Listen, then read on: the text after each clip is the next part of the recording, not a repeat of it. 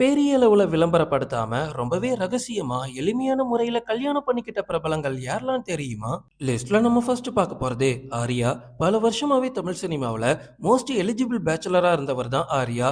கஜினிகாந்த் படத்துல நடிக்கும் போது சாயிஷாவும் ஆர்யாவும் லவ் பண்ண ஆரம்பிச்சிருக்காங்க. 2019ல ரெண்டு பேரும் ஹைதராபாத்ல ரொம்பவே கம்மியான குடும்பத்தினர் மற்றும் நெருங்கிய நண்பர்கள் முன்னிலையில கல்யாணம் பண்ணிருக்காங்க.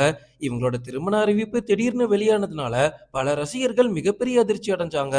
இன்னைக்கு இந்த தம்பதியருக்கு ஒரு அழகான பெண் குழந்தையும் இருக்குது.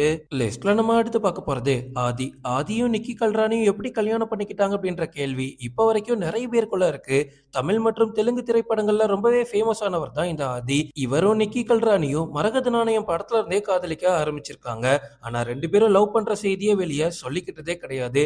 2022ல குடும்பத்தினர் மற்றும் நெருங்கிய நண்பர்கள் முன்னில அமைதியான முறையில ஆதியும் நிக்கி கல்ராணியும் கல்யாணம் பண்ணிக்கிட்டாங்க.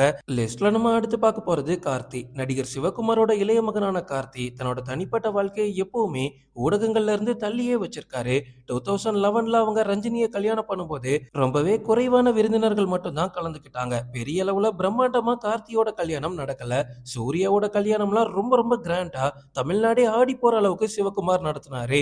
ஆனா கார்த்தியோட கல்யாணம் கொஞ்சம் கம்மி தான். லிஸ்ட்ல நம்ம அடுத்து பார்க்க போறது விஜய் சேதுபதி. மக்கள் செல்வன் விஜய் சேதுபதி தமிழ் சினிமாவுல ஃபேமஸ் ஆகிறதுக்கு முன்னாடியே கல்யாணம் பண்ணிட்டாரு. கல்யாணத்துக்கு முன்னாடி வெளிநாட்டுல வேலை பார்த்துட்டு இருந்த விஜய் சேதுபதி தன்னோட மனைவி ஜெஸ்ஸிய லவ் பண்ணி தான் கல்யாணம் பண்ணியிருக்காரு. இவங்களோட கல்யாணமும் ரொம்ப எளிமையா நடந்து முடிஞ்சிருக்கு.